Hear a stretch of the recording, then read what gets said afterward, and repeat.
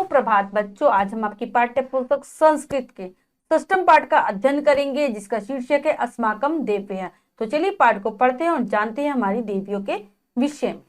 षष्ठम पाठ अस्माकम देव्यः। प्रस्तुत पाठ में हमारी प्रमुख पूज्य देवियों का वर्णन किया गया है। तो बच्चों जो ये पाठ है हमारा अस्माकम देव्यः, हिंदू धर्म में जिन देवियों की पूजा की जाती है उनका वर्णन किया गया है। तो चलिए पाठ को पढ़ते हैं और देवी के विषय में जानते हैं। इयं सरस्वती देवी, यहाँ पर एक चित्र दिया गया है जो कि सरस्वती देवी का है। उस चित्र के माध्यम से देवी के विषय में बताया गया है। इयं सरस्वती देवी, यह सरस्वती देवी हैं। असो ब्रह्मण मानस पुत्री अस्ति, यह ब्रह्मा जी की मानस पुत्री है। च शुभ्र वर्णा, यह सफेद रंग की है, सफेद इनका वर्ण है। श्वेत वस्त्राणी धारयति, सफेद वस्त्रों को धारण करती है यानी कि सफेद वस्त्र पहनती हैं। सवाचाम विद्यानाम ज्ञानस्य च अधिष्ठात्री, यह वाणी विद्या और ज्ञान की देवी हैं। नीर क्षीर विवेककारी हंस तस्या वाहनम अस्ति, पानी और दूध की समझ रखने वाला, कि पानी और दूध को भी जो अलग कर देता है वह हंस इनका वाहन है, ये वो इनकी सवारी है। शारदा भारती ब्राह्मी वाणी वीणा पाणी इत्यादि तस्य अन्य नामानि सन्ति। शारदा भारती ब्राह्मी वाणी वीणा व पाणी यानी कि वीणा को हाथ में रखने वाले आदि इनके अन्य नाम है। श्वेत पदम तस्य अधिष्ठानम, और सफेद रंग का जो कमल है वो इनका आसन है, यानी कि सफेद रंग के कमल पर विराजमान होती हैं, बैठती हैं। नेक्स्ट पढ़ेंगे। अगला जो चित्र है वो देवी पार्वती जी का है। इयं पार्वती देवी अस्ति, यह पार्वती देवी हैं। सा हिमालयस्य पुत्री भगवतः शिवस्य च पत्नी अस्ति, यह हिमालय की पुत्री हैं और शिव भगवान की पत्नी है। उमा गौरी चामुंडा कालिका भगवती शक्ति इत्यादि तस्य अपराणी नामानि सन्ति। उमा गौरी चामुंडा कालिका भगवती शक्ति आदि इनके अन्य नाम हैं। सिंह तस्य वाहनम अस्ति, शेर इनकी सवारी है।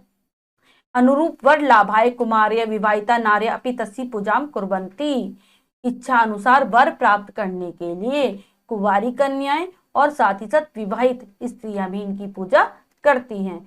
इयं लक्ष्मी देवी, यह लक्ष्मी देवी हैं। यहाँ पर जो चित्र है वो लक्ष्मी देवी का है। असो विष्णु पत्नी अस्ति, यह विष्णु भगवान की पत्नी है।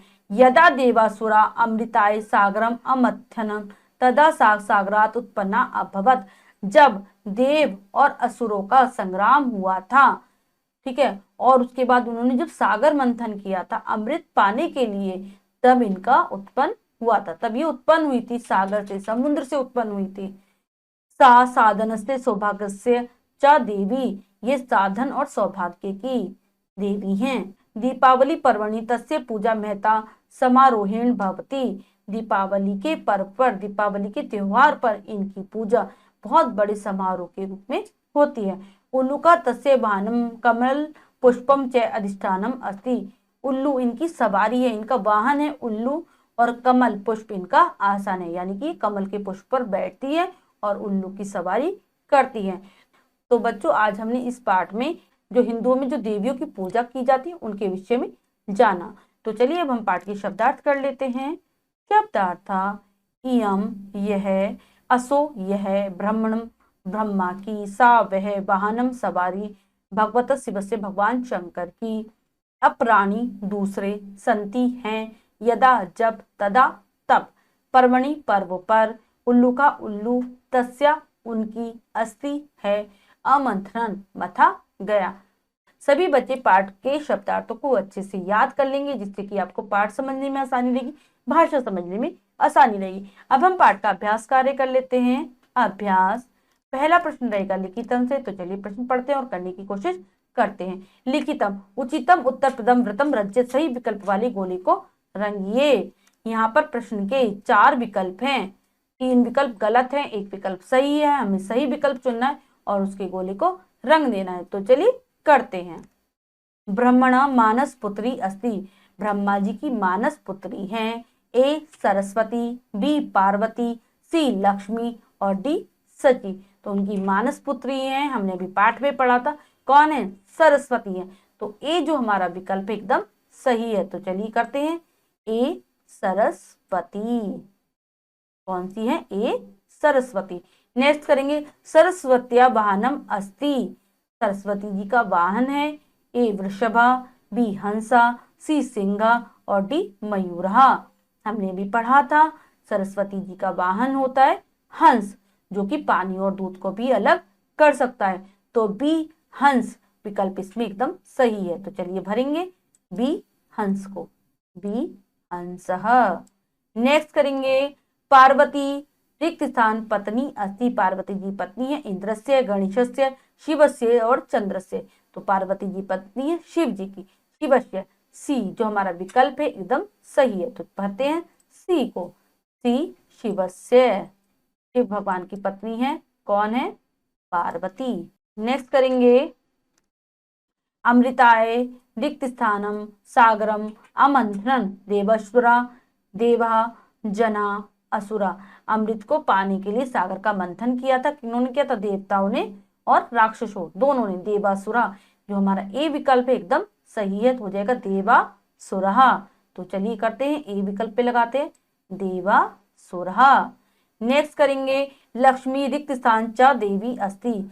साधनस्य सौभाग्यस्य उभो सत्यम उभो असत्यम। तो लक्ष्मी जी देवी है सौभाग्य और साधन की, तो दोनों ठीक है। तो सी उभो सत्यम, सी विकल्प इसमें हमारा बिल्कुल सही हो जाएगा। तो लगाते हैं सी विकल्प पर, सी उभो सत्यम करेंगे।